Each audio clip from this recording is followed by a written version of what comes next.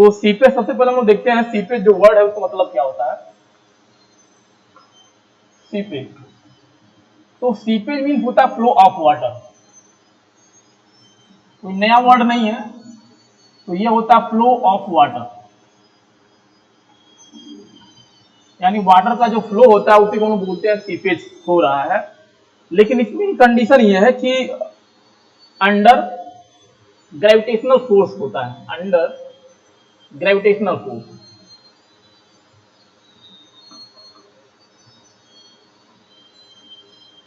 तो flow of water under gravitational force from a point of high head to point of low head। इसका मतलब क्या है, जैसे अगर एक प्लेस हम लोग ये ले रहे हैं, दूसरा प्लेस ये ले रहे हैं, तो यहाँ से वाटर मूव करके फ्लो कर रहा है इस डायरेक्शन में, तो जो पहला पॉइंट या पहला प्लेस ले रहे हैं वहां पे हेड की वैल्यू ज्यादा होना चाहिए, और दूसरे प्लेस पे अगर मूवमेंट वाटर का यहाँ से इधर हो रहा है तो यहाँ पे हेड की वैल्यू कम होना चाहिए, यहाँ पे हेड की वैल्यू ज्यादा होना चाहिए। तो सीपेज मीन्स आप याद रखेंगे फ्लो ऑफ वाटर होता है अंडर एनी ग्रेविटेशनल फोर्स, यानी ग्रेविटेशनल फोर्स के अंडर में जब वाटर फ्लो करता है एक प्लेस से दूसरे प्लेस पे, तो उसी को हम लोग बोलते हैं सीपेज। तो सीपेज जब फ्लो होगा वाटर का तो उसके लिए कंडीशन क्या है, किसी भी वाटर को फ्लो करने के लिए कंडीशन होता है, कहीं भी, चाहे पाइप में हो चाहे आपका ओपन चैनल है, तो एक पॉइंट से दूसरे पॉइंट पे वाटर का फ्लो तभी होगा जब एक पॉइंट पे हेड की वैल्यू कम होगा, दूसरे पॉइंट पे हेड की वैल्यू उससे ज्यादा होगा। इसका मतलब यह है कि हेड लॉस होना चाहिए, अगर इक्वल हेड है तो वाटर फ्लो नहीं करेगा, डिफरेंट आना चाहिए हेड में। तो ये तो था सीपेज, हम लोग इसी में पढ़े थे, एक टर्म हम लोग यूज करते हैं सीपेज प्रेशर, सीपेज प्रेशर, और सीपेज प्रेशर को हम लोग डिनोट करते थे स्मॉल पी सफिक्स में एस से, सीपेज प्रेशर। तो सीपेज प्रेशर क्या होता है, जैसे मान लीजिए यह सोयल सिंपल है, तो जब भी वाटर फ्लो करेगा, हम लोग क्योंकि सोयल की स्टडी कर रहे हैं, सोयल मैकेनिक्स पढ़ रहे हैं यहाँ पे, तो अगर एक सोयल सैंपल हम लोग ले, यहाँ पे क्या है, सोयल का सैंपल है और इसमें पार्टिकल होंगे इस तरह से, सॉलिड पार्टिकल और गैस होगा, तो वाटर कहाँ से फ्लो करेगा, वाटर फ्लो करता है वॉइड के थ्रू, वाटर कहाँ से फ्लो करेगा, वॉइड के थ्रू। तो अगर ये लेंथ है, ये लेंथ ऑफ स्टेटा है, ये क्या है, length of strata, length of soil sample, और वाटर फ्लो करना यहां से यहां तक, इस तरह फ्लो करना है, तो जो भी वाटर इंटर करेगा तो पोर के रास्ते यह इंटर करेगा और पोर से होते हुए ये दूसरे प्लेस पे जाएगा। तो यहाँ पे हेड कुछ और होगा, सपोज करिए यहाँ पे हेड H1 है और यह आपका इनलेट पॉइंट है, इंट्रेंस पॉइंट है आपका इनलेट, और ये हम लोग एज्यूम कर ले रहे हैं आउटलेट, यहाँ पे जो पॉइंट है ये है आउटलेट। तो सीपेज हम लोग अभी पढ़े थे फ्लो ऑफ वाटर है अंडर ग्रेविटेशनल फोर्स। तो सीपेज प्रेशर क्या होता है, जब सीपेज होता है किसी सोयल सैंपल के थ्रू, जब सीपेज होगा किसी सोयल सैंपल के थ्रू, तो जो भी वाटर फ्लो करता है वॉइड या पोर के थ्रू, वह हर एक सॉलिड पार्टिकल पे एक फोर्स लगाता है, हर एक सॉलिड पार्टिकल पे एक फोर्स लगाएगा, उस फोर्स को हम लोग बोलते हैं सीपेज फोर्स, उस फोर्स को हम लोग बोलते हैं सीपेज फोर्स। अब अगर फोर्स है तो हम लोग स्ट्रेस कन्वर्ट कर सकते हैं स्ट्रेस में। अब जिस एरिया के थ्रू फ्लो हो रहा है उसके क्रॉस सेक्शनल एरिया से अगर डिवाइड कर देंगे तो सीपेज प्रेशर हो जाएगा। अब इस सीपेज फोर्स, जो भी सीपेज फोर्स क्रिएट हो रहा है, जो भी सीपेज फोर्स आपका वहां पे जनरेट हो रहा है, अगर वो प्रेशर इंड्यूस करता है, प्रेशर क्रिएट करता है, तो उस प्रेशर को हम लोग बोलते हैं सीपेज प्रेशर। तो इसमें केवल इतना याद रखना है कि जब भी सीपेज किसी सोयल सैंपल के थ्रू होता है, तो जो भी सीपेज ऑफ वाटर होता है वो हर एक सॉलिड पार्टिकल पे फोर्स लगाता है, उस फोर्स को हम लोग बोलते हैं सीपेज फोर्स। और वो फोर्स जब भी कोई प्रेशर इंड्यूस करेगा, जनरेट करेगा, तो उस प्रेशर को हम लोग बोलते हैं सीपेज प्रेशर। और इसको डिनोट करते हैं स्मॉल p सफिक्स में s से। तो फार्मूला, अगर हम लोग फार्मूला की बात करें सीपेज प्रेशर की, अगर हम लोग फार्मूला की बात करें seepage pressure small P S equal to, तो ये होता है आपका, जैसे पोर वाटर प्रेशर हम लोग पढ़े हैं, तो पोर वाटर प्रेशर हमेशा वाटर के क्वांटिटी के कारण होगा, हमेशा वाटर के कारण जो प्रेशर जनरेट होता है उसको हम लोग बोलते हैं पोर वाटर प्रेशर। तो ऐसे ही सीपेज प्रेशर क्या होता है, हमेशा सीपेज प्रेशर किसी वाटर पार्टिकल के कारण सॉलिड पार्टिकल पे जनरेट होता है। तो इसलिए गामा डब्ल्यू रहेगा इनटू एच। वहां पे पोर वाटर प्रेशर के अंदर जो एच होता है वो स्टैटिक कंडीशन में लेते हैं, और वो डिस्टेंस क्या होता है, वो डिस्टेंस बताता है किसी पॉइंट पे, किसी पर्टिकुलर पॉइंट पे आप पोर वाटर प्रेशर आप फाइंड आउट कर रहे हैं, तो उस पर्टिकुलर पॉइंट का वाटर टेबल से डिस्टेंस। लेकिन यहाँ पे जो एच है यह होता है आपका हाइड्रोलिक हेड। यहाँ पे जो एच है इसको बोलते हैं हाइड्रोलिक हेड। अब यहाँ पे हाइड्रोलिक हेड क्यों ले रहे हैं, तो सीपेज हमेशा मूव करेगा। सीपेज में क्या होता है कि जो वाटर होता है हमेशा मूव करता रहेगा, स्टैटिक नहीं रहता है। अब मूव करने के लिए हेड होना चाहिए, यानी वाटर तभी मूव करेगा जब हेड डिफरेंस हो, जब हेड में वेरिएशन हो तभी वाटर मूव करेगा। तो जिस हेड के कारण वाटर फ्लो कर रहा है, और वाटर के फ्लो करने से जो सीपेज फोर्स क्रिएट हो रहा था, और जो सीपेज फोर्स क्रिएट कर रहा था दोबारा प्रेशर, तो उस हेड को हम लोग बोलते हैं हाइड्रोलिक हेड। तो सीपेज प्रेशर में याद रखेंगे जो एच होता है उसको हम बोलते हैं hydraulic head due to flow take place, यानी इसी हेड के कारण वाटर का मूवमेंट होगा, वाटर का फ्लो होता है। तो फार्मूला सीपेज प्रेशर का हम लोग लेते हैं गामा डब्ल्यू इंटू एच। तो हाइड्रोलिक हेड हम लोग बोलते हैं, या हाइड्रोलिक हेड लॉस भी कह सकते हैं, तो हेड को हेड लॉस भी लिख सकते हैं। क्यों? क्योंकि अगर हेड में वेरिएशन नहीं होगा, हेड में डिफरेंट नहीं आएगा, हेड में लॉस नहीं होगा, तो वाटर का मूवमेंट नहीं हो सकता। तो हेड की जगह हम लोग हेड लॉस भी लिख सकते हैं। दूसरा जो टर्म हम लोग पढ़े थे हाइड्रोलिक ग्रेडियंट के बारे में, तो फार्मूला जो है सीपेज प्रेशर का हाइड्रोलिक ग्रेडियंट के टर्म में हम लोग पढ़े थे। दूसरा जो टर्म होता है हाइड्रोलिक ग्रेडियंट, तो हम लोग पढ़े थे hydraulic gradient equal to hydraulic gradient. तो हाइड्रोलिक ग्रेडियंट हम लोग पढ़े थे कि ये बहुत इंपॉर्टेंट टॉपिक है, हर जगह आपको हाइड्रोलिक ग्रेडियंट देखने के लिए मिल जाएगा, और इसको स्मॉल आई से डिनोट करते हैं हाइड्रोलिक ग्रेडियंट। अब हाइड्रोलिक ग्रेडियंट होता क्या है? हाइड्रोलिक ग्रेडियंट जब भी कहीं पे सीपेज हो रहा है, अगर सपोज करिए ये सॉइल सैंपल है और ये आपका इनलेट है, इनलेट पॉइंट है, और ये आउटलेट पॉइंट है, आउटलेट है, और ये आपका सॉइल सैंपल है। तो जहां भी सीपेज होगा वहां पे हाइड्रोलिक ग्रेडियंट आएगा। जहां भी हेड के कारण फ्लो होगा वाटर का one place to another place, वहां पे हाइड्रोलिक ग्रेडियंट यूज करते हैं। अब हाइड्रोलिक ग्रेडियंट होगा क्या? जैसे सपोज करिए इनलेट पॉइंट पे आपका वाटर फ्लो कर रहा है, एंटर किया और पोर के रास्ते ये फ्लो कर रहा है और आउटलेट से निकला। तो जब इनलेट पे वाटर एंटर किया है तो हेड आपका H1 है, आउटलेट पे जब आपका एग्जिट कर रहा है तो यहाँ पे हेड अगर हम लोग मेजर किए आउटलेट पे तो ये H2। जब तक H1 और H2 में डिफरेंट नहीं आएगा वाटर यहाँ से यहाँ तक नहीं जाएगा। अब यहाँ से यहाँ जाने के लिए H2 की वैल्यू कम होना चाहिए H1 से, तभी ये यहाँ से वाटर इधर जाएगा। अगर H2 ग्रेटर देन हो गया H1 तो फ्लो रिवर्स हो जाएगा, इधर से इधर फ्लो करने लगेगा। यानी जिधर हेड की वैल्यू कम होती है उधर वाटर का फ्लो होता है, इतना याद रखेंगे।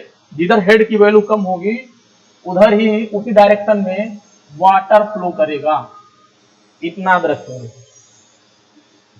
इसका मतलब यह है कि पहले हम लोग यहाँ पे हेड मेजर किए, हेड कैसे मेजर करेंगे? यहाँ पे मैनोमीटर रखेंगे और कितना राइज कर रहा है वाटर वो मेजर करेंगे, उसी को हम लोग बोल रहे हैं H1। यहाँ पे अगर हेड निकालना है तो मैनोमीटर लगाएंगे और राइज ऑफ वाटर निकालेंगे, तो जो भी रीडिंग आएगा उसको हम लोग बोल रहे हैं H2। इसका मतलब यह है कि H1 माइनस H2 कोई वैल्यू होगा, पॉजिटिव वैल्यू आएगी, डिफरेंस आएगा। और इसी को हम लोग बोलते हैं जो H1 माइनस H2 जो डिफरेंस आता है, जो भी डिफरेंस है यानी डिफरेंस ऑफ हेड जो आ रहा है वैल्यू, इसी को हम लोग बोलते हैं हेड लॉस। इसी को हम लोग क्या बोलेंगे, हेड लॉस बोलते हैं। अब इस सिंपल को अगर हम लोग देखें, इस स्टेटा की अगर लंबाई एल है, एल क्या है, एल है लेंथ ऑफ सॉइल स्टेटा। अगर स्टेटा की लेंथ एल है, इसका मतलब एल डिस्टेंस तक ट्रेवल कर रहा है वाटर, इसका मीनिंग ये भी आप समझ सकते हैं। तो अगर लेंथ ऑफ स्टेटा आपका एल है, तो हाइड्रोलिक ग्रेडियंट होता क्या है, हाइड्रोलिक ग्रेडियंट होता है head loss per unit length of soil strata is known as hydraulic gradient. Head loss per unit length of soil strata is known as hydraulic gradient. तो hydraulic gradient I equals to क्या होता है, head loss per unit length of soil strata. तो इसका मतलब hydraulic gradient का जो formula हो जाएगा H1 minus H2 divide by L. तो हेड लॉस को हम लोग अगर H ले रहे हैं, ये क्या है, ये हाइड्रोलिक हेड भी इसके बोलेंगे, हाइड्रोलिक हेड या हेड लॉस, ये इनबिल्ट है। तो हेड यानी हेड लॉस जिसके कारण वाटर का फ्लो हो रहा है, और डिवाइड बाई एल। तो इतना याद रखेंगे, I equals to H divide by L होता है।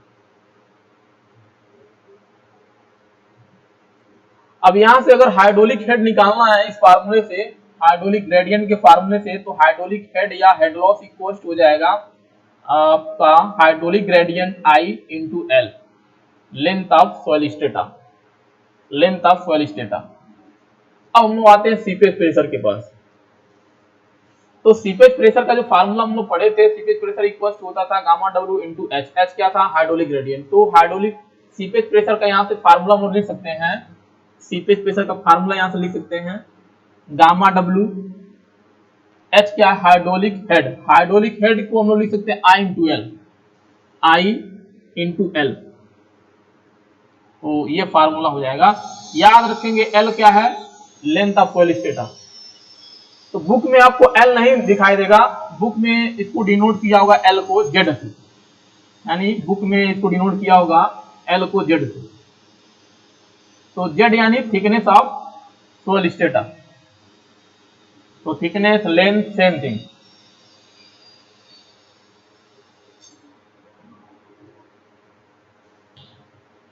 तो ये फार्मूला होता है सीपेज प्रेशर का।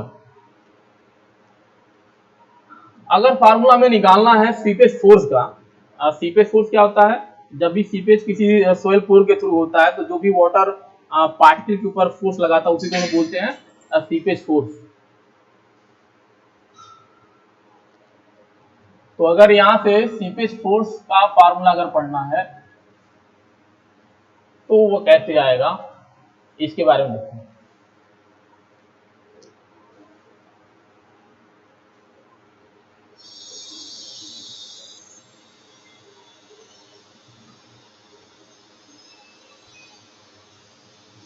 तो सीपेज फोर्स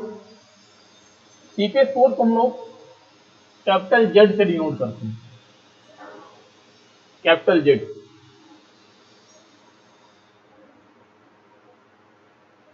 या इसको कैपिटल पी सफिक्स में एस से डिनोट करते हैं।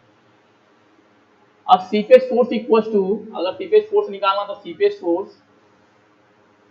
फोर्स जेड या पी एक्स इक्वल टू, इसको क्या लिख सकते हैं, सीपेज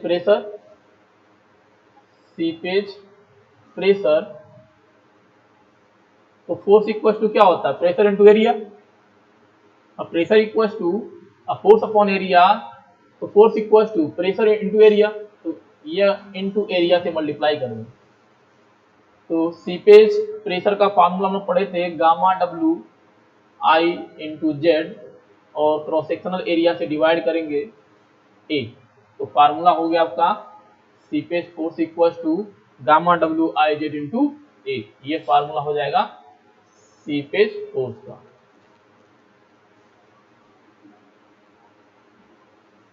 एक टर्म और हम लोग यूज करते हैं जब भी सीपेज एनालिसिस के बारे में पढ़ते हैं, वो आपका स्पेसिफिक सीपेज।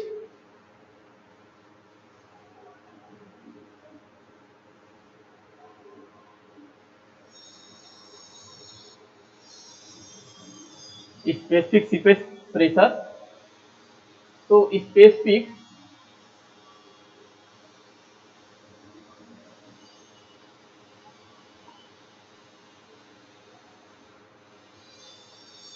तो प्रेशर या फोर्स, फोर्स आ जाएगा यहाँ पे, फोर्स।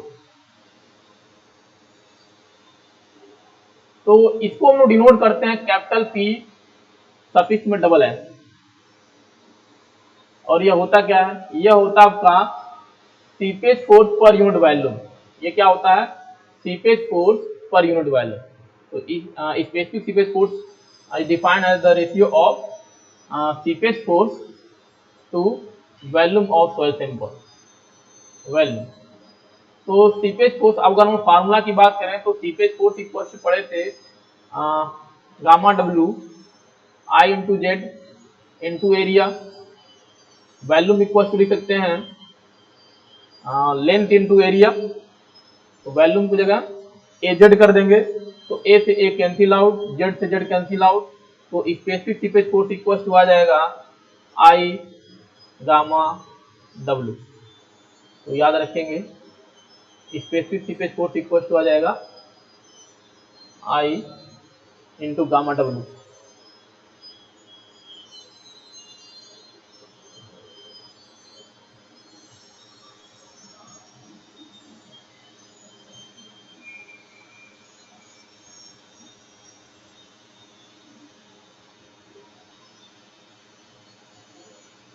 तो लास्ट क्लास में हम लोग फ्लो कंडीशन पढ़े थे।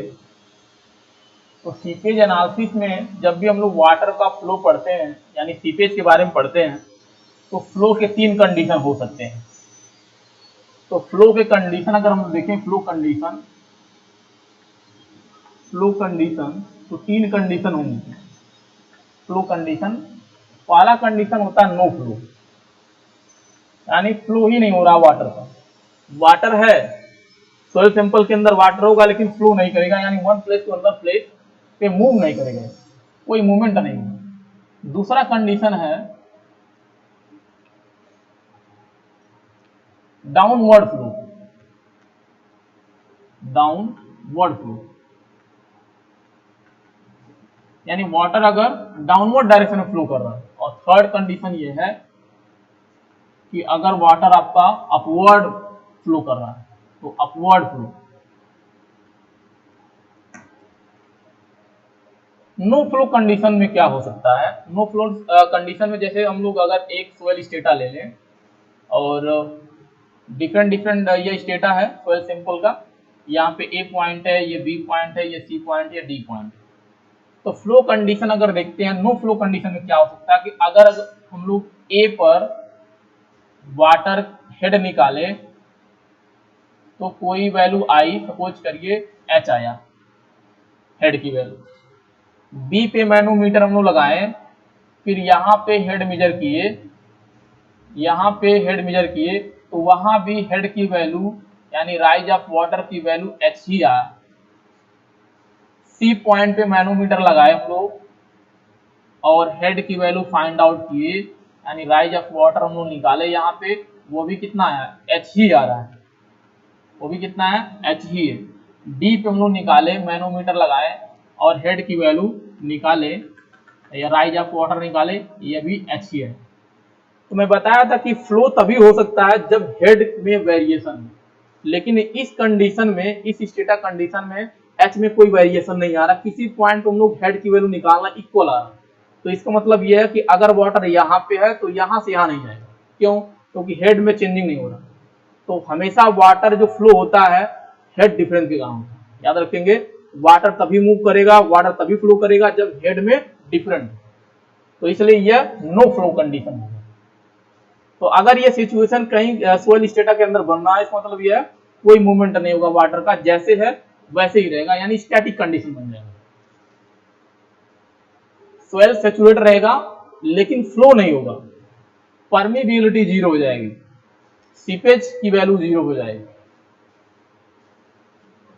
डाउनवर्ड फ्लो कंडीशन में क्या हो सकता है, डाउनवर्ड फ्लो कंडीशन वर्ड से पता चल रहा है कि वाटर डाउनवर्ड डायरेक्शन मूव करेगा, यानी जैसे जैसे हम लोग नीचे की ओर जाएंगे वाटर नीचे की ओर मूव करता जाएगा, यानी ऊपर से नीचे की ओर तो मूव करेगा।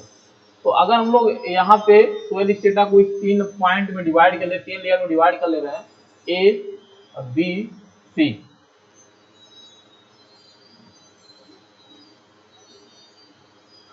ए पे हम लोग मैनोमीटर रखे, ए पे मैनोमीटर हम लोग लगाए, हेड की वैल्यू मेजर किए, हेड की वैल्यू मेजर किए, तो हेड की वैल्यू आपका आ गया है सपोज करिए H1। फिर बी पे हम लोग मैनोमीटर लगाए, हेड की वैल्यू फाइंड आउट किए, यहां से देखे और राइज ऑफ वाटर हम लोग निकाले। तो वाटर सेकंड कंडीशन में अगर हम देखें डाउनवर्ड फ्लो के अंदर, यानी नीचे की ओर मूव करेगा, यानी इस तरह से वाटर जाएगा। वाटर जो मूव करेगा ऊपर से नीचे की ओर मूव करेगा। इसका मतलब यह है कि इस पॉइंट पे हेड की वैल्यू ज्यादा होना चाहिए, इस पॉइंट पे हेड की वैल्यू इसके कंपेयर में ज्यादा होना चाहिए, इस पॉइंट पे हेड की वैल्यू इसके कंपेयर में ज्यादा होना चाहिए, तभी यह वाटर नीचे की ओर जाएगा। अगर वाटर इस डायरेक्शन में मूव कराना है, इसका मतलब जैसे जैसे हम लोग नीचे की तरफ जाएंगे हेड की वैल्यू कम होनी चाहिए, तभी मूव करेगा, डाउनवर्ड फ्लो कंडीशन बनेगा। तो यहाँ पे बी पॉइंट पे हेड की वैल्यू कुछ और आ जा रही है, कम आ रहा, पहले कंपेयर में कम आ रहा। तो ये सपोज करिए आपका H2 है। सी पॉइंट पे आप मैनोमीटर लगाए और हेड की वैल्यू फाइंड आउट किए, तो बी पॉइंट के कंपेयर में और कम आ जाएगा। तो अगर ये सिचुएशन कहीं आ रहा है, अगर कोई सोइल सैंपल है और इस तरह के सिचुएशन मिल रहा है, इस तरह कंडीशन आ रहा है, तो वह बताता है आपको कि इस सोइल स्टेटा में डाउनवर्ड फ्लो होगा। तो ये H3 है। तो इसमें डाउनवर्ड फ्लो कंडीशन के लिए H1 ग्रेटर देन H2 और H2 ग्रेटर देन H3 ये होना चाहिए, तभी डाउनवर्ड फ्लो होगा। यानी जैसे जैसे हम लोग नीचे की ओर जाएंगे हेड की वैल्यू डिक्रीज होना चाहिए। बचा आपका कंडीशन नंबर 3, अपवर्ड फ्लो कब होगा।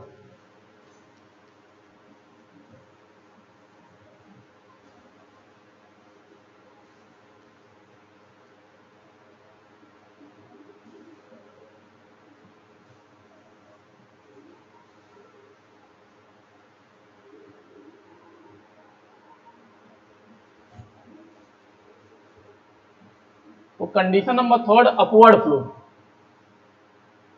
अपवर्ड फ्लो कंडीशन बहुत इंपॉर्टेंट है और इसी से ओरिजिनेट हुआ आपका क्विकसैंड कंडीशन। तो मैकेनिज्म होता क्या है, जब भी अगर स्टैटिक केस है, अगर नो फ्लो कंडीशन है तो सीपेज प्रेशर की वैल्यू 0। क्यों? क्योंकि एच की वैल्यू 0। एच क्या होता है सीपेज प्रेशर में, एच की वैल्यू क्या होता है हाइड्रोलिक हेड, और यहाँ पे हाइड्रोलिक हेड हो ही नहीं रहा, लॉस होने नहीं हो रहा है, तो सीपेज प्रेशर की वैल्यू 0 हो जाएगा।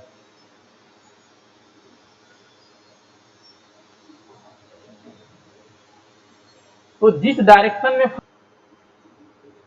एक चीज जो और समझने वाली है यहाँ पे, जो सीपेज प्रेशर होता है वह किस डायरेक्शन में एक्ट करेगा। तो जिस डायरेक्शन में फ्लो होता है, जिस डायरेक्शन में मूवमेंट ऑफ वाटर होगा, उसी डायरेक्शन में सीपेज प्रेशर वर्क करता है। दोबारा सुनेंगे, जिस डायरेक्शन में फ्लो होता है उसी डायरेक्शन में सीपेज प्रेशर काम करता है, उसी डायरेक्शन में लगेगा। यानी पार्टिकल के ऊपर जो हम लोग पढ़े थे अभी सीपेज प्रेशर लगता है या जनरेट होता है, वो कहाँ लगेगा, जब भी जिस डायरेक्शन में फ्लो होता है उसी डायरेक्शन में लगेगा। अगर डाउनवर्ड डायरेक्शन में आपका फ्लो हो रहा है, तो अगर यहाँ पे पार्टिकल है तो पार्टिकल के ऊपर जो प्रेशर लगेगा वो डाउनवर्ड डायरेक्शन में ही लगेगा। क्यों? क्योंकि मूवमेंट तो डाउनवर्ड डायरेक्शन में है, तो प्रेशर अपवर्ड नहीं लग सकता।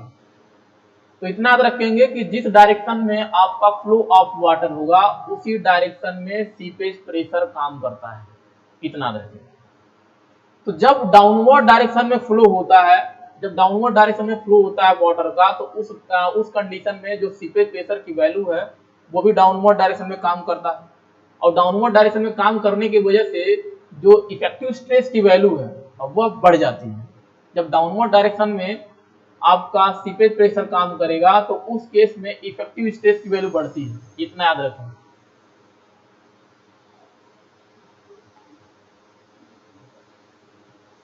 तो इफेक्टिव स्ट्रेस बढ़ने के पीछे रीजन क्या है, जैसे हम पढ़े थे effective stress equal to total stress minus pore water pressure. तो जब डाउनवर्ड डायरेक्शन में हम लोग जाते हैं तो जो राइज ऑफ वाटर है, यहाँ पे हम लोग जब कोर वाटर प्रेशर की वैल्यू निकालते हैं तो लिखते क्या है, gamma W into H. H क्या होता है, distance from water table, distance from water table. तो जब वाटर डाउनवर्ड डायरेक्शन में जा रहा है, इसका मतलब यह है कि धीरे धीरे धीरे धीरे वाटर नीचे की तरफ शिफ्ट हो रहा है। यानी पहले यहाँ पे अगर देखें तो वाटर टेबल यहाँ पे कहीं था, अब वाटर टेबल यहाँ आ गया, वाटर मूव कर रहा है नीचे की ओर, वाटर टेबल किधर आ गया, जैसे जैसे नीचे जा रहे हैं राइज जो वाटर की हेड है वो डिक्रीज होती जा रही है। तो पहले यहाँ पे था तो हेड ऑफ वाटर कुछ और था, बहुत ज्यादा था, क्यों, क्योंकि वाटर लेवल ऊपर था। फिर नीचे आए तो वाटर लेवल की वैल्यू क्या घट गई, घट के करके नीचे आ गई, तो हेड मेजर किए कम हो गया, तो एच की जो वैल्यू है वो डिक्रीज होती जा रही है। तो डिक्रीज होगी इसका मतलब कोर वाटर प्रेशर की वैल्यू डिक्रीज होगी फाइनली। या ऐसे भी समझ सकते हैं गामा डब्ल्यू की वैल्यू ये कम होती जाएगी। पहले स्टेटा यहाँ पे है, यहाँ पे उन्होंने हेड मेजर किए, यहाँ पूरा वाटर था, तो गामा डब्ल्यू की वैल्यू ज्यादा मिलेगा। लेकिन जैसे जैसे नीचे को शिफ्ट हो जाएंगे, वाटर का फ्लो जो होगा डाउनवर्ड डायरेक्शन होगा, इसकी वैल्यू भी कम होती जाएगी। या दूसरे वर्डों में अगर इसमें समझे, डिस्टेंस फ्रॉम वाटर टेबल यह डिक्रीज होता जाएगा। अगर डिक्रीज होगा तो यह वैल्यू डिक्रीज होगी, और जब यह डिक्रीज होगा, कम से कम होगा, तो इफेक्टिव स्ट्रेस की वैल्यू बढ़ जाएगी, कम घटेगा तो वैल्यू ज्यादा हो जाएगी। तो इफेक्टिव स्ट्रेस इसलिए जब डाउनवर्ड मूवमेंट होता है तो उस कंडीशन में क्या होता है कि सीपेज जो प्रेशर है उसी डायरेक्शन में काम करने लगता है और इफेक्टिव स्ट्रेस की वैल्यू बढ़ जाती है। इतना याद रखें। अगर इसके लिए वो कंडीशन रिलेशन अगर हम बात करें तो इफेक्टिव स्ट्रेस इक्वल टू, हम लोग पढ़े थे कि जितने जब भी हम लोग किसी स्टेटा में इफेक्टिव स्ट्रेस निकालते थे तो सबमर्ज यूनिट वेट आता था और इनटू जेड आएगा, ये हम लोग पढ़े थे। तो अगर ये स्टेटा के लिए है और इसमें हम लोग सीपेज प्रेशर की बात कर रहे हैं तो सीपेज प्रेशर प्लस हो जाएगा। तो प्लस सीपेज प्रेशर हम लोग पढ़े थे आई गामा डब्ल्यू इंटू जेड। तो ये फार्मूला हो जाएगा जब डाउनवर्ड मूवमेंट होता है। तो डाउनवर्ड मूवमेंट होता है तो सीपेज प्रेशर की जो वैल्यू है या सीपेज प्रेशर की वैल्यू है वो इफेक्टिव स्ट्रेस में ऐड हो जाता है, इतना याद रखेंगे।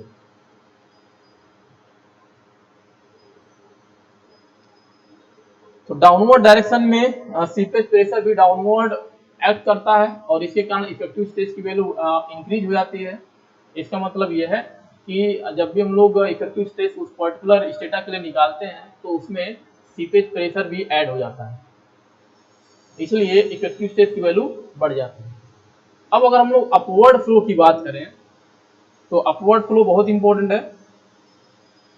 तो अपवर्ड फ्लो इसका मतलब वर्ड से ही लग रहा है कि जो फ्लो का मूवमेंट होगा, जो फ्लो का डायरेक्शन होगा वो अपवर्ड डायरेक्शन में होगा, यानी ऊपर की ओर होगा।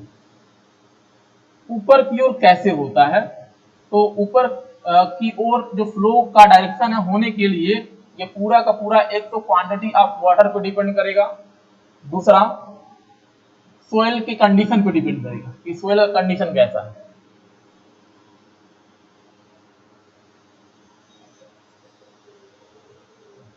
तो अपवर्ड मूवमेंट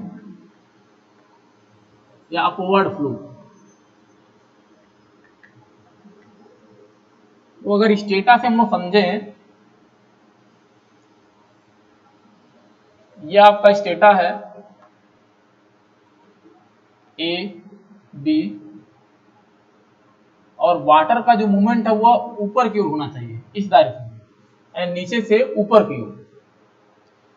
अब नीचे से ऊपर की ओर है तो यहाँ पे अगर हम लोग हेड मेजर किए, हम लोग ये सी पॉइंट ले रहे हैं, सी पॉइंट पे हम लोग मैनोमीटर लगाएं और हेड मेजर किए, सी पॉइंट पे हम लोग मैनोमीटर लगाएं और हेड मेजर किए, तो ये आपका हेड आया, कुछ भी आया होगा आपका हेड, जो भी मैनोमीटर में रीडिंग आया होगा, तो हम लोग एज्यूम कर रहे हैं वो रीडिंग आया आपका H1। फिर हम लोग बी पॉइंट पे गए, मैनोमीटर लगाए, बी पॉइंट पे गए मैनोमीटर लगाए, फिर दोबारा वही same work, rise of water हम लोग फाइंड आउट किए और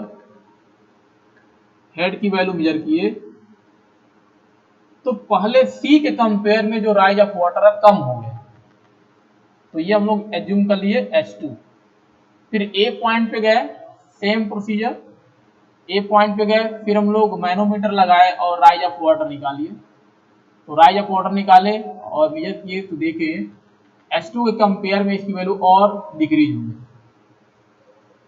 तो अगर किसी सोयल सैंपल या सोयल स्टेटा के अंदर ऊपर से अगर हम लोग चल रहे हैं, ऊपर से नीचे की तरफ चल रहे हैं, तो हेड की वैल्यू अगर बढ़ती जा रही है, ऊपर से नीचे की ओर अगर हम लोग चल रहे हैं, हेड की वैल्यू बढ़ती जा रही है, या अगर नीचे से हम लोग ऊपर की ओर देख रहे हैं, मेजर कर रहे हैं मैनोमीटर लगा के, और हेड की वैल्यू डिक्रीज हो रही है, तो इस कंडीशन में वाटर हमेशा अपवर्ड डायरेक्शन में मूव करेगा। जब लोग अगर कोई स्टेटा इस तरह से है जिसमें नीचे से अगर हम लोग ऊपर से नीचे की ओर आ रहे हैं, तो हेड की वैल्यू बढ़ती जा रही है, या नीचे से ऊपर की ओर हम लोग जा रहे हैं मेजर करते हुए राइज ऑफ वाटर, तो हेड की वैल्यू डिक्रीज हो रही है। इसका मतलब इस सोयल स्टेटा के अंदर वाटर का जो मूवमेंट होगा ऊपर की ओर होगा। वैसे भी हम लोग समझ सकते हैं कि वाटर हमेशा हाई हेड से लो हेड की तरफ होता है। वाटर का जो फ्लो होता है हमेशा हाई हेड से लो हेड की तरफ होता है। हाई हेड कहाँ है? सी पे। लो हेड कहाँ है? ए पे। तो इसका मतलब वाटर का मूवमेंट कहाँ होगा? सी से ए की ओर होगा।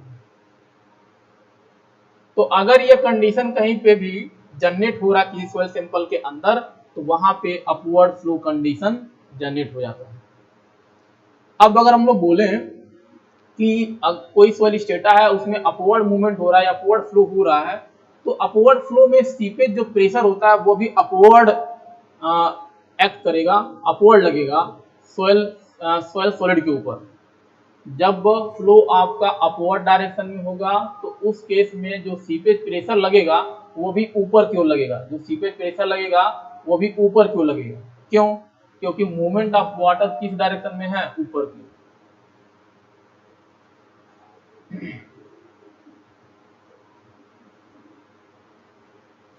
तो जैसे जैसे वाटर की जो वैल्यू है वो ऊपर जाते जाते बढ़ रही है, ऊपर जैसे जैसे हम लोग जा रहे हैं वो बढ़ती जा रही है, तो हेड की वैल्यू डिक्रीज हो रहा है। हेड की वैल्यू डिक्रीज हो रहा है, इसका मतलब यह है जो पोर वाटर प्रेशर की वैल्यू वो डिक्रीज होने लगेगा, इंक्रीज होने लगेगा। उस केस में इफेक्टिव स्ट्रेस की जो वैल्यू है वो डिक्रीज होने लगेगी। तो इस कंडीशन में याद रखेंगे जब अपवर्ड फ्लो होता है तो अपवर्ड फ्लो के केस में सीपेज प्रेशर अपवर्ड काम करेगा, और जब अपवर्ड प्रेशर लगता है तो उस केस में इफेक्टिव स्ट्रेस की वैल्यू डिक्रीज होने लगेगी। तो इसमें अगर फार्मूला में देखें अपवर्ड कंडीशन के लिए, अगर फार्मूला देखें इफेक्टिव स्ट्रेस का,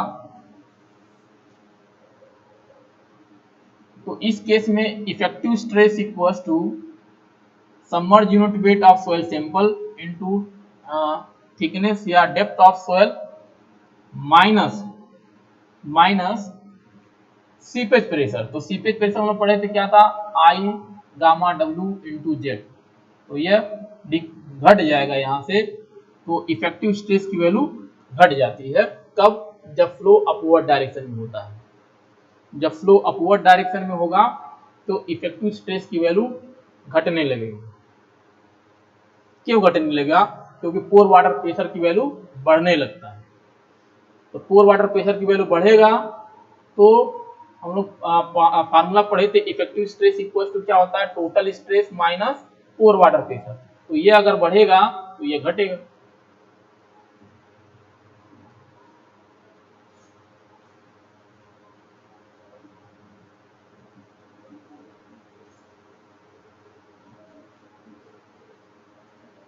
अब जो हम लोग थर्ड कंडीशन पढ़े हैं अपवर्ड फ्लो कंडीशन, उसी का जो स्पेशल एक कंडीशन होता है क्विक सैंड कंडीशन। तो special case of upward flow condition is of quick sand condition. तो क्विक सैंड कंडीशन बहुत ही इंपॉर्टेंट है। क्विक सैंड कंडीशन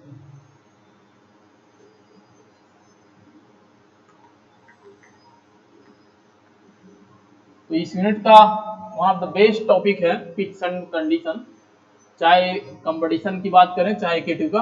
बहुत इंपॉर्टेंट टॉपिक, क्विक्सैंड कंडीशन। तो इतना याद है क्विक्सैंड कंडीशन, क्योंकि अपवर्ड फ्लो कंडीशन का ही स्पेशल केस है। तो इसका मतलब यह है कि अगर कहीं सॉइल स्टेटा के अंदर ऊपर की ओर फ्लो हो रहा है तो वहां पे क्विक्सैंड कंडीशन होता है। अब क्विक्सैंड कंडीशन में होता क्या है कि जब भी, बहुत ध्यान समझेंगे, क्विक्सैंड कंडीशन जब भी किसी सॉइल स्टेटा के अंदर अपवर्ड डायरेक्शन में फ्लो होता है, जब भी किसी सॉइल स्टेटा के अंदर अपवर्ड फ्लो होता है तो उस केस में सीपेज प्रेशर भी अपवर्ड डायरेक्शन यानी ऊपर की ओर एक्ट करता है। जब ऊपर की ओर एक्ट करेगा तो उस केस में इफेक्टिव स्ट्रेस की वैल्यू डिक्रीज होती है। इतना हम लोग इस कंडीशन से ही पता है। यानी अगर किसी सोयल के थ्रू फ्लो जो है ऊपर की ओर है तो उस डायरेक्शन में, उस केस में जो सीपेज प्रेशर है वो भी ऊपर की ओर काम करता है, और ऊपर की ओर काम करने की वजह से इफेक्टिव स्ट्रेस की वैल्यू क्या होता है, डिक्रीज होने लगता है। तो इस फ्लो के दौरान एक सिचुएशन ऐसा आता है, इस फ्लो के दौरान एक सिचुएशन ऐसा आएगा कि सबमर्ज जो वेट है, submerge weight of soil, submerge weight of soil solid, soil solid equal हो जाता है सीपेज प्रेशर के।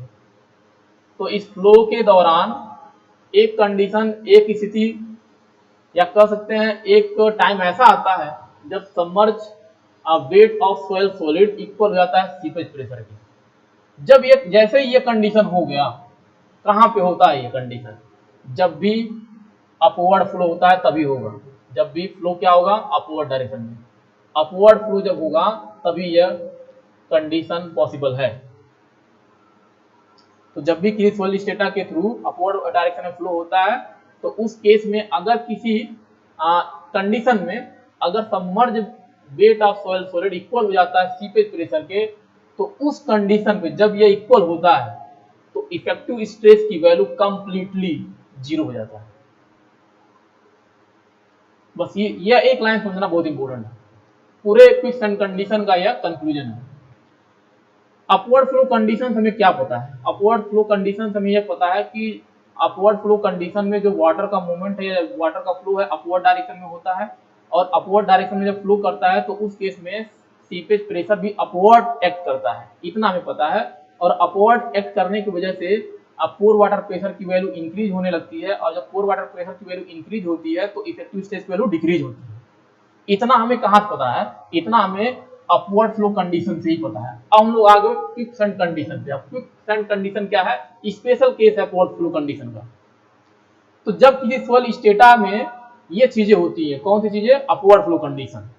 तो अपवर्ड फ्लो कंडीशन के अंदर क्या है, अपवर्ड फ्लो कंडीशन के अंदर यह है कि वाटर का मूवमेंट अपवर्ड डायरेक्शन में होता है, और पोर वाटर प्रेशर की वैल्यू इंक्रीज होने की वजह से इफेक्टिव स्ट्रेस की वैल्यू डिक्रीज होने लगती है। तो जब भी अपवर्ड फ्लो होगा किसी सॉइल स्टेटा के अंदर तो submerge unit weight of soil solid equal होता है सीपेज प्रेशर के। जैसे ये इक्वल होगा, जैसे इक्वल होता है, इफेक्टिव स्ट्रेस की वैल्यू उस सॉइल सैंपल के अंदर कंप्लीटली जीरो हो जाता है। अब इफेक्टिव स्ट्रेस हमें क्या बताता है, इफेक्टिव स्ट्रेस हमें बताता है शियर स्ट्रेंथ के बारे में, शियर स्ट्रेंथ या कह सकते हैं बियरिंग कैपेसिटी। यानी कहीं ना कहीं अगर इफेक्टिव स्ट्रेस की वैल्यू किसी सॉइल सैंपल के लिए ज्यादा है, इसका मतलब यह है कि उस स्टेटा की बियरिंग कैपेसिटी ज्यादा है, बियरिंग कैपेसिटी। तो जैसे ही इफेक्टिव स्ट्रेस जीरो हो गया तो उस कंडीशन पे होता क्या है, उस कंडीशन पे यह होता है कि जो सॉइल स्टेटा है, जो सॉइल सॉलिड पार्टिकल है, वो अपना जो खुद का स्ट्रेंथ है वो खो देता है। जो खुद का अपने स्ट्रेंथ है, जो शियर स्ट्रेंथ की वैल्यू है, वो जीरो हो जाता है, पूरा का पूरा वो लॉस कर देते हैं। तो लॉस जब कर देंगे तो फिर क्या होगा, लॉस कर देंगे तो वाटर का मूवमेंट किधर हो रहा था, वाटर का मूवमेंट अपवर्ड हो रहा था। तो जो सॉलिड पार्टिकल है वो भी क्या करते हैं, वाटर के साथ मूव करने लगते हैं अपवर्ड डायरेक्शन में। दोबारा सुनेंगे, अगर अपवर्ड फ्लो कंडीशन हो रहा है तो उस केस में क्या होता है, submerge weight of soil solid equal हो जाता है सीपेज प्रेशर। जैसे ये कंडीशन होगा, कब, जब अपवर्ड फ्लो कंडीशन हो रहा है, तो जैसे ही अपवर्ड फ्लो कंडीशन में ये कंडीशन हो रहा है तो कंप्लीटली इफेक्टिव स्ट्रेस की वैल्यू जीरो हो जाएगा। और इफेक्टिव स्ट्रेस क्या बताता है, इफेक्टिव स्ट्रेस बताता है कि शियर या bearing capacity of solid strata, shear strength के बारे में बताता है। तो जैसे इफेक्टिव स्ट्रेस की वैल्यू जीरो हो गया, जो भी सॉलिड पार्टिकल उस कंडीशन में है वो अपना पूरा का पूरा शियर या स्ट्रेंथ की वैल्यू या वेट की वैल्यू क्या करते हैं, लूज कर देते हैं। और लूज करने के बाद क्या होगा, जब वो अपनी खुद की स्ट्रेंथ लूज कर देते हैं तो जो वाटर का फ्लो है उसी के डायरेक्शन में मूव करने लगते हैं।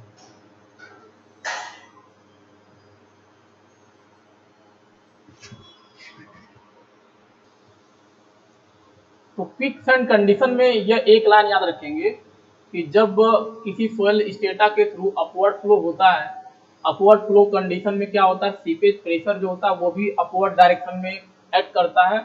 और अपवर्ड डायरेक्शन में जब सीपेज प्रेशर काम करेगा तो उस केस में इफेक्टिव स्ट्रेस की वैल्यू क्या होती है, डिक्रीज हो आती है, यानी रिड्यूस होने लगती है। क्यों? क्योंकि पोर वाटर प्रेशर की वैल्यू बढ़ने लगता है। तो एक टाइम ऐसा आता है उस अपवर्ड फ्लो के दौरान कि जब submerge weight of soil solid equal हो जाता है सीपेज प्रेशर के। तो उस केस में क्या होता है, इफेक्टिव स्ट्रेस की वैल्यू रिड्यूस होकर के जीरो हो जाती है।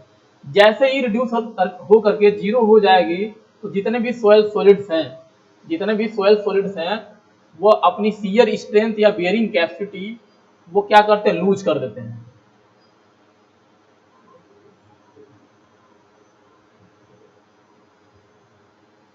लूजेस ऑफ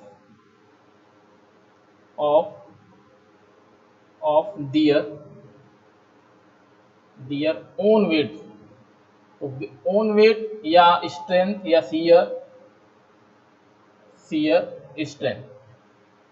तो जब जैसे ही इफेक्टिव स्ट्रेस की वैल्यू जीरो होगा तो जो भी सॉलिड पार्टिकल्स होते हैं वो क्या करेंगे, उनकी जो खुद की जो वेट है, ओन वेट जो है, जो खुद का सेल्फ वेट है या शियर स्ट्रेंथ की वैल्यू है जो रखते हैं, वो क्या करते हैं, लूज कर देते हैं। लूज यानी खो देते हैं बिल्कुल।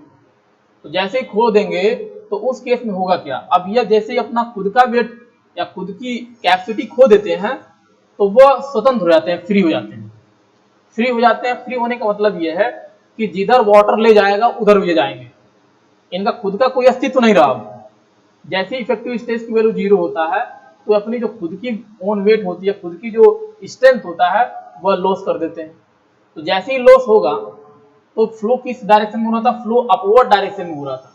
तो जो भी सॉलिड पार्टिकल, मान लीजिए यहाँ पे इस स्टेटा के अंदर ये सॉलिड पार्टिकल है, इस तरह से सॉलिड पार्टिकल है, तो ये भी क्या करते हैं, वाटर पार्टिकल के साथ मूव करने लगते हैं अपवर्ड डायरेक्शन। जितने भी पार्टिकल हैं वाटर पार्टिकल के साथ ऊपर की ओर भागने लगते हैं, इस तरह से जितने भी पार्टिकल हैं अपवर्ड डायरेक्शन मूव करने लगते हैं। तो किसी भी सॉइल स्टेटा के अंदर जब सॉलिड पार्टिकल अपना खुद का वेट खो देने के बाद वाटर पार्टिकल के साथ अपवर्ड डायरेक्शन में मूव करने लगते हैं, उस फिनोमेना को हम बोलते हैं क्विकसैंड कंडीशन। और यह क्विकसैंड कंडीशन तभी होता है जब submerge wait of soil solid seepage pressure की इक्वल हो जाता है, और उसमें जैसे इक्वल होगा इफेक्टिव स्ट्रेस की वैल्यू जीरो हो जाती है। जब इफेक्टिव स्ट्रेस की वैल्यू जीरो नहीं होगी तो कभी भी जो पार्टिकल है अपना खुद का वेट नहीं खोएंगे। तो खुद का वेट खोने के लिए, खुद का अस्तित्व खोने के लिए इफेक्टिव स्ट्रेस की वैल्यू जीरो होना चाहिए। लेकिन इफेक्टिव स्ट्रेस की वैल्यू जीरो अपवर्ड कंडीशन में यह तभी होता है जब सोयल क्या है, कोहेजन लेस सोयल है। सोयल क्या है, कोहेजन लेस सोयल है, यानी कोहेजन लेस सोयल के अंदर ही क्विकसैंड कंडीशन होता है, ये भी याद रखिए। तो कभी कभी क्वेश्चन आपसे यहाँ से बन सकता है कि किस सोयल कंडीशन के अंदर क्विकसैंड कंडीशन होता है, तो याद रखेंगे कोहेजन लेस सोयल के अंदर। और अगर कोहेजन लेस सोयल में अगर बेस्ट एग्जाम्पल पूछ लिया सोयल का तो याद रखेंगे सैंड, यानी सैंड के अंदर क्विकसैंड कंडीशन होता है। दोबारा समझेंगे, अगर कहीं भी फ्लो अपवर्ड डायरेक्शन में हो रहा है तो उस अपवर्ड डायरेक्शन फ्लो में सीपेज प्रेशर भी अपवर्ड एक्ट करता है, उसी डायरेक्शन में एक्ट करता है। तो उस डायरेक्शन में क्या होता है, उस फ्लो कंडीशन में पोर वाटर प्रेशर की वैल्यू इंक्रीज होने लगती है। इंक्रीज होने से क्या होता है, इफेक्टिव स्ट्रेस की वैल्यू डिक्रीज होती है।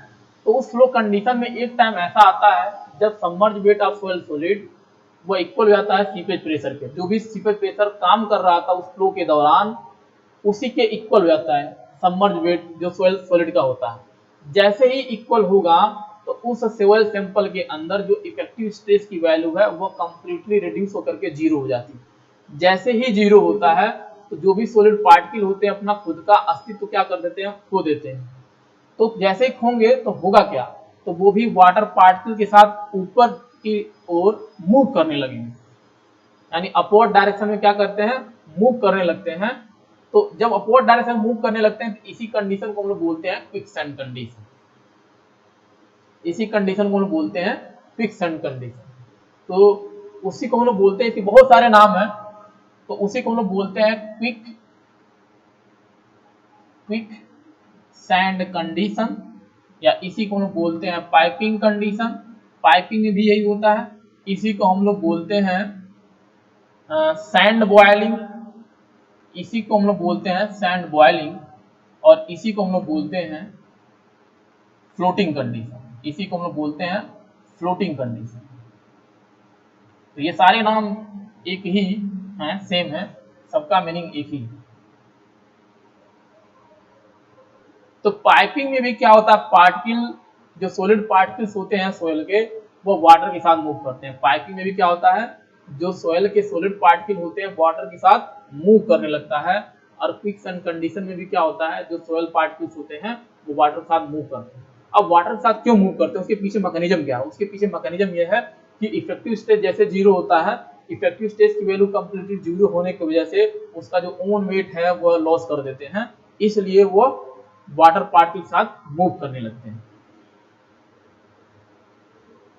तो ये जब भी क्विकसैंड कंडीशन होता है, जब भी क्विकसैंड कंडीशन होगा तो किसी हाइड्रोलिक ग्रेडियंट के अंदर में होता है, यानी किसी न किसी हाइड्रोलिक ग्रेडियंट के अंडर में होगा। यानी जब क्विकसैंड कंडीशन हो, मैं बताया था जब भी फ्लो हो रहा है कहीं वाटर, तो वहां पे हाइड्रोलिक ग्रेडियंट हम लोग डिफाइन करते हैं।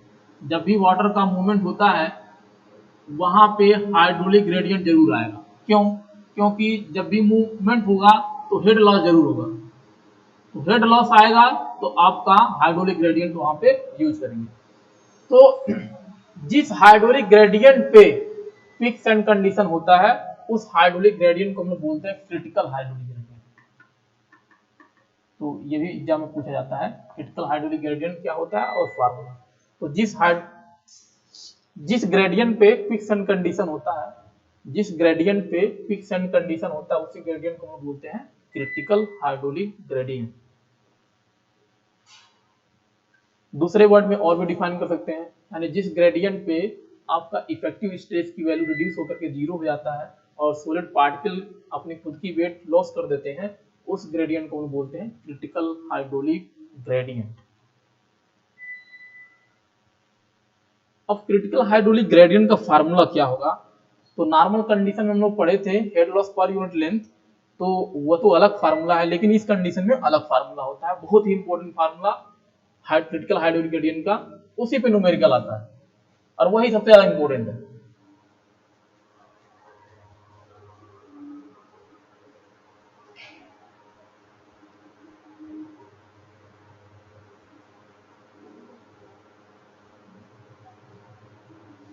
तो क्रिटिकल हाइड्रोलिक ग्रेडियंट का फार्मूला क्या था वो हम लोग ड्राइव करने का प्रयास करेंगे। तो एक स्टेटा हम लोग ले लिए, एक स्टेटा, और ये हम लोग ले लिए ए पॉइंट, और ये हम लोग ले रहे हैं बी पॉइंट, और इनके बीच का जो डेप्थ है हम लोग ले ले रहे हैं एच, कैपिटल एच। और मूवमेंट हो रहा है अपवर्ड डायरेक्शन में, मूवमेंट हो रहा है वाटर का अपवर्ड डायरेक्शन में। क्या हो रहा है, अपवर्ड फ्लो, क्योंकि क्विकसैंड कंडीशन कराना है तो फ्लो अपवर्ड होना चाहिए, अदरवाइज क्विकसैंड कंडीशन नहीं होगा। ठीक है, यहाँ पे मैनोमीटर लगाए हम लोग, अब अपवर्ड फ्लो कैसे होगा ये कैसे पता चलेगा, तो ये पता चलेगा वहां पे जो वाटर की क्वांटिटी है, वहां पे जो वाटर का लेवल, उससे पता चलेगा कि फ्लो अपवर्ड होगा कि डाउनवर्ड होगा। तो हम लोग ए पॉइंट पे मैनोमीटर लगाए, हेड मेजर किए, तो कुछ भी आया आप याद रखें, तो कुछ करिए एच आया। अभी छोड़ दीजिए, बी पॉइंट फिर हम लोग मैनोमीटर लगाए, हम लोग केवल डिफरेंस का नाम दे रहे हैं, यहाँ पे डिफरेंस कितना आएगा ये देखिए। बी पॉइंट पे हम लोग गए, यहाँ पे मैनोमीटर लगाए और वाटर जो राइज ऑफ वाटर है वो मेजर किए, तो ए पॉइंट के कंपेयर में कम आया, यानी यहाँ पे कुछ और रीडिंग आए। तो मैं बताया था कि जब लोग नीचे से ऊपर की ओर जा रहे हैं और हेड की वैल्यू डिक्रीज हो रही हो, नीचे से ऊपर की ओर हम लोग स्टेटा में जा रहे हैं और हेड की वैल्यू डिक्रीज हो रही हो, तो इसका मतलब उस सोयल सैंपल के थ्रू जो फ्लो होगा अपवर्ड डायरेक्शन में होगा। या ऊपर से हम लोग नीचे की तो ओर चल रहे हैं और हेड की वैल्यू बढ़ती जा रही है, ऊपर से नीचे की ओर जा रहे हैं, हेड की वैल्यू हर एक पॉइंट पे बढ़ती जा रही है, इसका मतलब उस सोयल स्टेटा के थ्रू जो फ्लो होगा अपवर्ड फ्लो होगा। तो हेड लॉस कितना है, कितना एक्स्ट्रा है, दोनों का डिफरेंस क्या है, हम लोग एज्यूम कर लिए एक्स। और यह स्टेटा है यहाँ पे, जब अपवर्ड फ्लो होगा इसका मतलब यह है कि पूरा का पूरा सोयल क्या होगा, सेचुरेट होगा और वाटर टेबल कहाँ पे होगा, ऊपर होगा यहाँ पे। तो इसको यह डिस्टेंस हम ले लिए एच डब्ल्यू कर लिए, क्योंकि वाटर पूरा का पूरा ये वाटर भरा होगा, ये आपका सेचुरेटेड सोयल है।